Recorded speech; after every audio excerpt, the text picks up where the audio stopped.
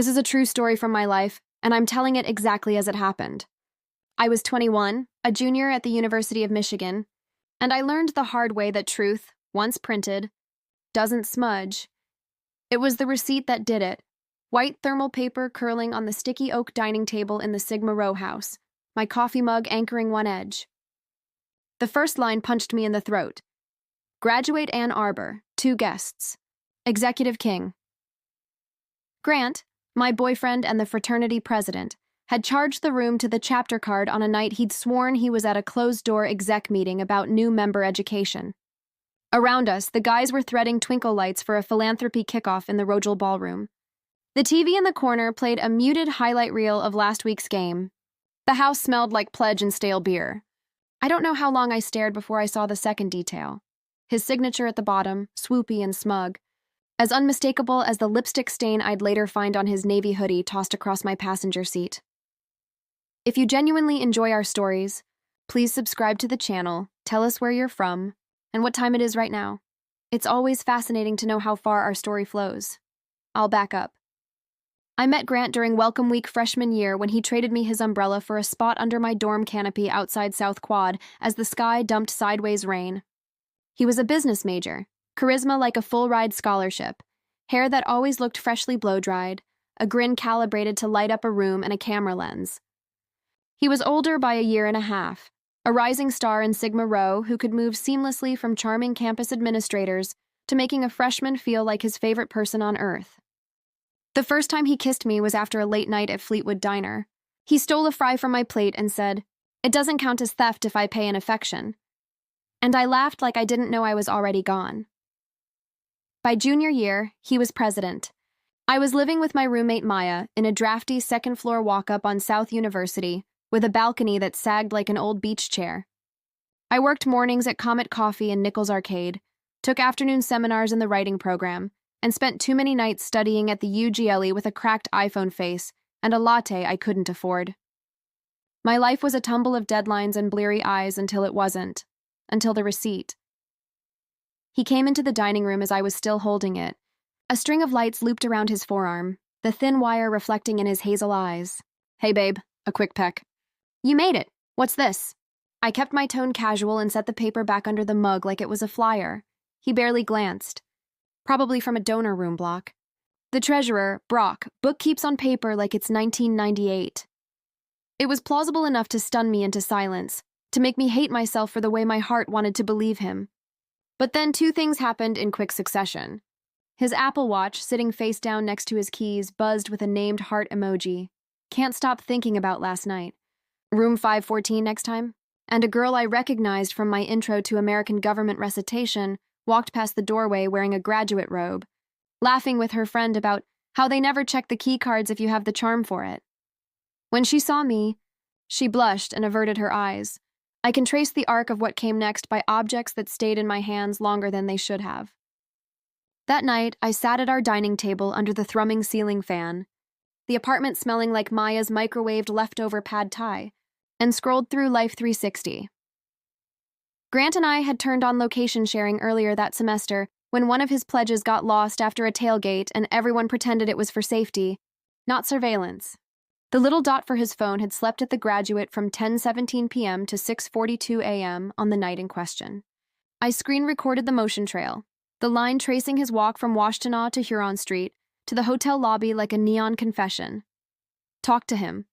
"Right away," Maya said, sitting cross-legged opposite me with a chipped bowl of cereal, her curls and a pineapple on top of her head. "Don't let this marinate." "I did," I said, my voice dull. "He said it was a donor booking." "He lied without blinking," Maya whistled low. "He's not stupid enough to charge a hotel room to the chapter card for a hookup, is he?" "He's arrogant enough," I said, and I felt the first quiver of resolve in my spine, a filament stretched and humming. Suspicion is a homing device, and once I tuned it, everything pinged. Grant had a navy hoodie with the fraternity letters stitched across the chest. He used to leave it on my chair at Comet so I'd feel protected walking home before sunrise.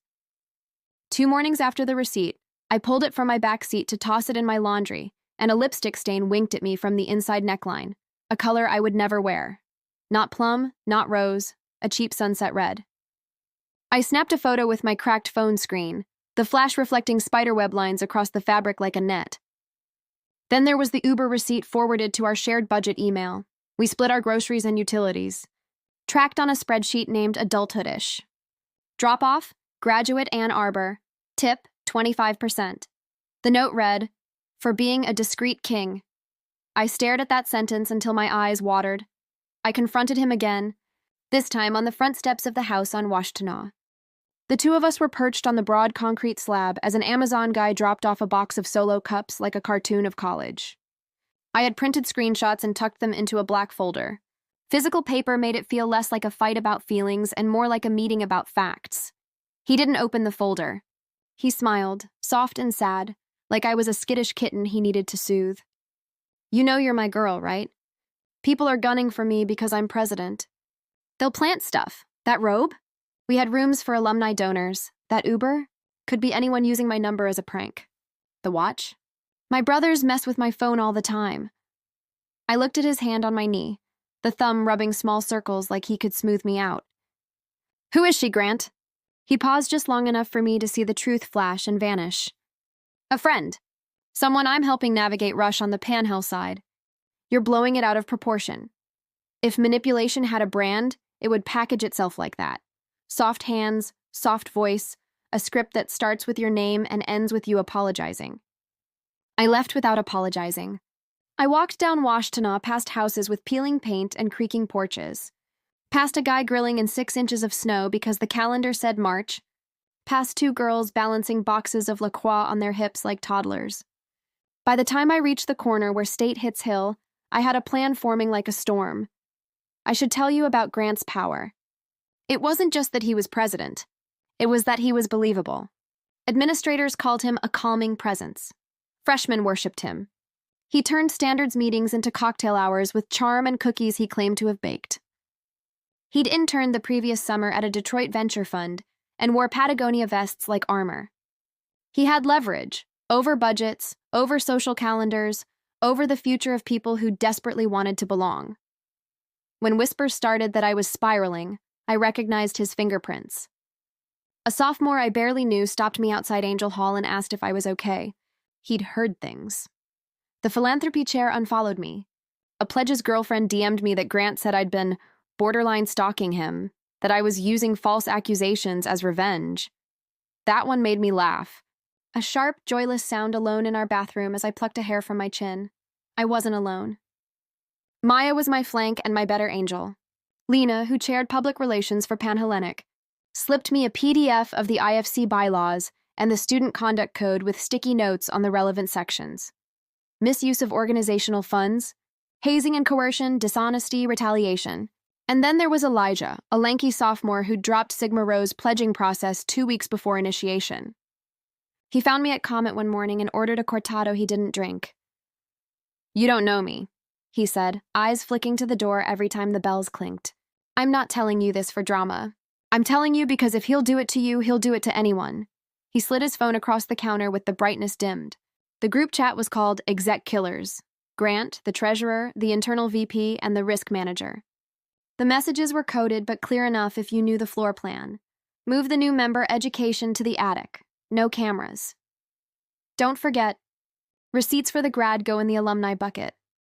Tell pledges no phones. Use the orange tape on cameras. My stomach flipped. "Elijah, why are you showing me this?" "Because I told them I wasn't comfortable," he said.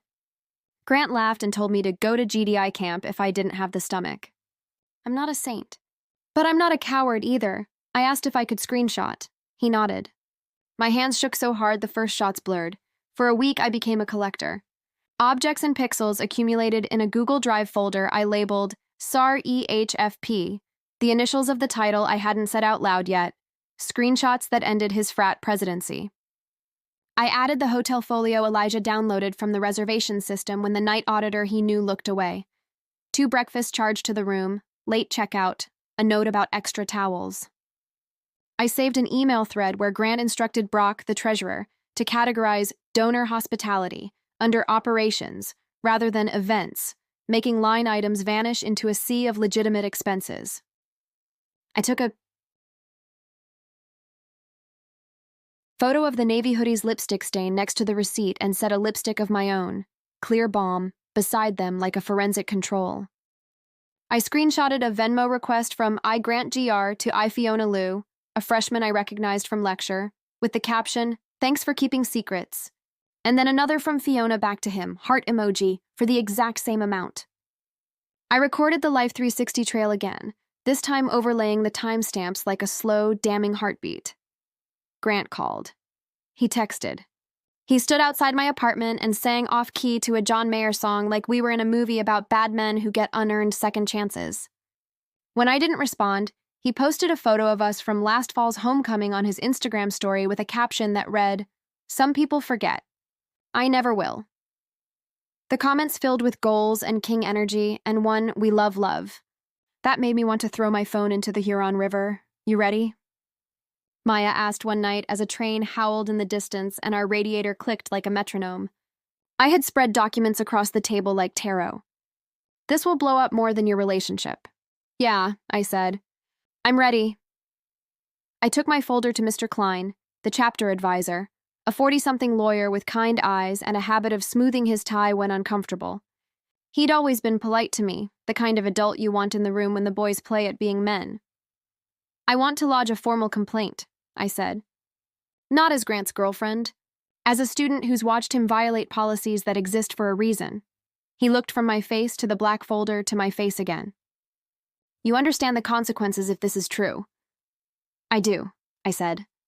"And if it's not, I understand the consequence for me."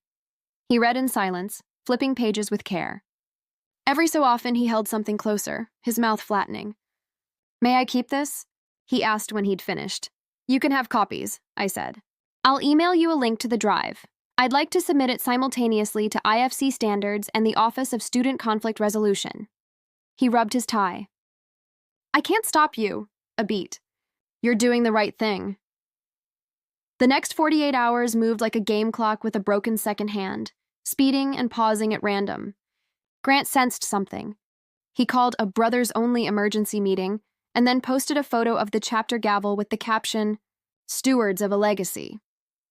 Lena texted me a screenshot of a Panhellenic GroupMe where someone wrote, "Word is dropping," and someone else responded, "About time." Elijah told me 3 pledges had asked whether they'd done something wrong, and he told them, "No, but you're about to do something right. I was careful." I didn't release anything publicly. I did not blast him on TikTok or tape screen grabs on the diag like wheat paste. I sent the dossier to Mr. Klein, IFC Standards, and OSCR with a cover letter that read like a briefing memo. Dates, times, code sections, links, the chain of custody for every screenshot. The only concession to my heart was the subject line, Sigma Rho, patterns of misconduct, because Grant is a liar was not the point even though it was also the point. Fee schedules and bylaws are a boring kind of poetry. They do not soothe you at night. They do not climb through your window when it rains. They don't care if you loved someone. They care about audit trails and fair process. I built mine like a bridge and let them walk across. Grant tried to turn the tide. He told his brothers I was a disgruntled ex who wanted to burn the house down. He claimed the screenshots were doctored. He said Elijah had an axe to grind because he washed out of pledging. He told Maya, my Maya, over text, "Look, I know you're loyal, but she needs help. I'm worried about her. Maybe she's not sleeping."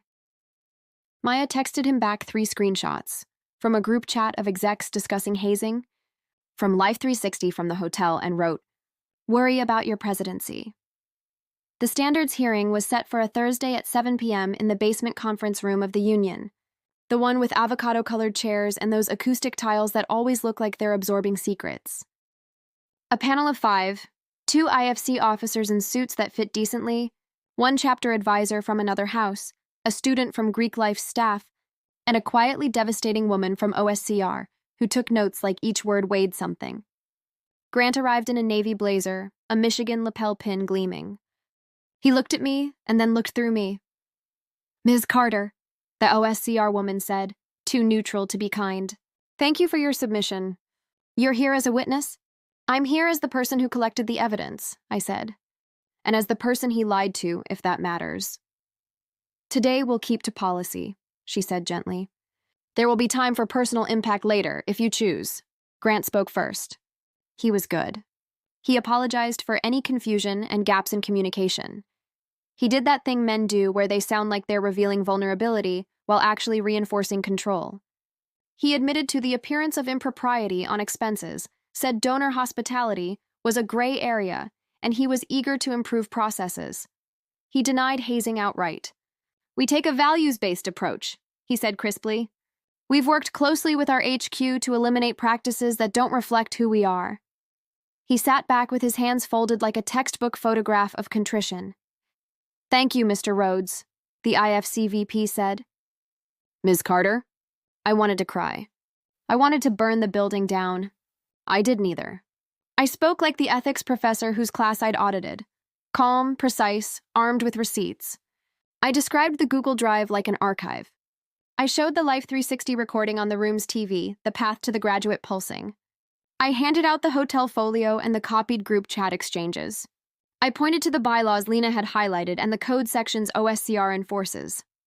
I did not say, "This man broke my heart." I said, "This president used organizational funds for personal benefit, retaliated against a member who raised concerns, and coordinated prohibited initiation activities." I said, "There is a pattern here, and it is not ambiguous." Grant watched me like I was speaking a language he'd never bothered to learn. The OSCR woman watched me like I was handing her a life raft for a boat she already knew was sinking. Questions, deliberation, pause. The panel stepped into the hallway. The door closed. We sat with the buzzing of old chalk lights and the faint cheer of a student org tabling upstairs. Maya squeezed my knee. Elijah stared at his hands and flexed his fingers like a pianist. When they came back, the OSCR woman spoke. Her voice had the soft edges sanded off. "We find that Mr. Rhodes violated the IFC bylaws sections 2.5 and 4.1 concerning misappropriation of funds and dishonesty, as well as OSCR Code section 3.01 regarding hazing and coercion." Grant inhaled sharply. She continued. "Sanctions include immediate removal from office, a conduct probation for the chapter, mandatory training, restitution for misused funds, and referral to HQ for further action. Mr. Rhodes, you are barred from holding any leadership role in recognized student organizations for the remainder of your tenure and referred to OSCR for an individual conduct process." Grant looked at me then. There was no soothing expression now, just a boy behind a man mask, blinking. I expected satisfaction to bloom like a sunrise in my chest. Instead, I felt the quiet thunder of a structure locking into place, weight shifting to the beam that should have held it all along. It didn't end there, of course. He tried appeals that went nowhere. He texted me once, "You didn't have to torch everything," and I typed and deleted 5 drafts before I finally sent. "I didn't, you did." He told people he'd step back to focus on academics. There were whispers, always whispers, that I'd ruined a good thing, that all houses do donor hospitality, that hazing wasn't even that bad. And there were other whispers that I held on to, when the first ones dug under my skin, that he'd made girls uncomfortable, and they were glad someone else said something first, that parents emailed thank yous to OSCR, that a pledge texted Elijah, "Thank you, man," with a prayer hands emoji that felt less like religion than relief. The revenge you're imagining, the dramatic public reveal, happened in a more careful, more devastating way than anyone expected. The philanthropy gala at the Rogel Ballroom went on as scheduled with a different MC and a hastily rewritten script. I didn't plan to go, but then Lena called me the afternoon of the event, voice fizzing like a shaken La Croix. "You should see this," she said. "You don't have to stay, just be there." The ballroom was a Michigan postcard, mahogany paneling, arched windows, tablecloths so crisp you could cut your finger on them. I stood in the back by a ficus, my coat draped over my arm like armor. The chapter advisor, Mr. Klein, opened the evening with a welcome that skipped the legacy script. He thanked the crowd, acknowledged the chapter's commitment to doing better when it falls short, and then said, "We believe philanthropy is more than a party. It's accountability." He gestured and the AV screen behind him lit with a simple slide, a QR code and a title, "Where Your Money Goes." Under it, bullet points. Itemized budget, receipts, planned expenditures, contact for questions. It was boring. It was revolutionary. the room murmured. Someone clapped. The champagne felt less sweet. On my way out, past a table stacked with silent auction baskets, I almost ran into Grant's father, the kind of man who looks like he was born wearing a golf shirt. He looked at my face like he'd just placed me. "You," he said, not unkindly. "You're the girl." "I'm a student," I said, and kept walking. The fallout continued quietly. And then all at once, the national organization suspended the chapter for the semester pending re-education. Their word, not mine. OSCR scheduled Grant for an individual hearing. His internship rescinded his returning offer with a bland email about alignment of values. The house took down a composite photo from the hallway where he'd smiled in a bow tie. The plaque noting President's 1981 present got a tiny engraved plate under his name with the word resigned, which said everything and nothing. There were personal consequences too, and mine were not small. Our lease had both our names on it because his parents had insisted I was practical, and good for him. He tried to force me out when I refused to drop the conduct complaint. Said he wanted space, said he'd talk to the landlord about removing me for harassment, which was a fiction that worked on scared girls and no one else. I pulled out the lease and pointed to the clause Maya's cousin, a law student, had flagged when we signed. Early termination for cause if a continent creates a hostile environment or engages in conduct resulting in disciplinary action by the university. "You can leave," I said. He left. I kept the apartment and hung fairy lights properly so the balcony didn't look like it might snap off in a stiff breeze. Once, in the weeks after, I saw him on the Diag. He was alone, jacket zipped, hair losing the careful puff at the front. He glanced at me and glanced away. I thought of the girl in the graduate robe, of Elijah's undrunk cortado, of the tiny white square of paper that started the avalanche. My anger had cooled into something harder and cleaner. Not pity, I wasn't a saint, but a refusal to spend one more second translating his choices into some language that made me feel responsible. Finals came. Snow sludged at the edges of sidewalks like dirty frosting. I called my mom more. I ran my tongue over the space where a wisdom tooth would someday come out and made a dentist appointment like a person who believed she had a future. Maya and I took a photo under the State Theater marquee after a midnight showing of a movie I barely remember, our breath fogging the lens. I slept better. Chilling endings are tidy in books and messier in basements. The night OSCR emailed me the closure letter. Subject line, outcome notice. I walked to Washtenaw on my own. The house was quieter than I'd ever seen it. The porch stripped of banners, the front windows dim.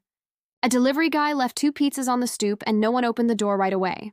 On the wall inside, the place of the missing composite photo left a sun-warm rectangle on faded paint. I slid my fingers through the mail slot and heard the faint rattle of paper, a draft where the weather stripping didn't seal. I had imagined some grand flourish, a speech, a smashing. Instead, I pulled Grant's old navy hoodie from my tote and threaded it through the iron railing. The lipstick stain caught the streetlight and glowed like a warning flare. Behind me, a car rolled by on Washtenaw, tires hissing over slush. Somewhere on South U, music thumped, a theme party about to peak before the RA knocked.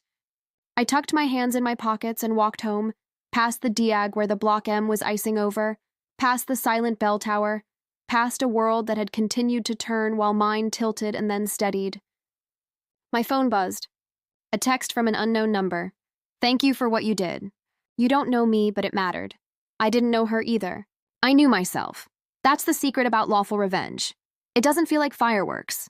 It feels like air. It feels like putting down a box you've been carrying for so long you forgot you could set it on the ground. It feels like standing on the Huron Street Bridge and realizing the river's been flowing under you all along. Cold and constant, carrying away what doesn't belong." A week later, I walked into Comet for my 6 a.m. shift. The bell above the door chimed. A guy in a Sigma Rho sweatshirt held it open for me and said, "Morning." On the community board next to the cream and sugar station, a printed flyer had been tacked. IFC Workshop, Transparency and Accountability. It had a QR code.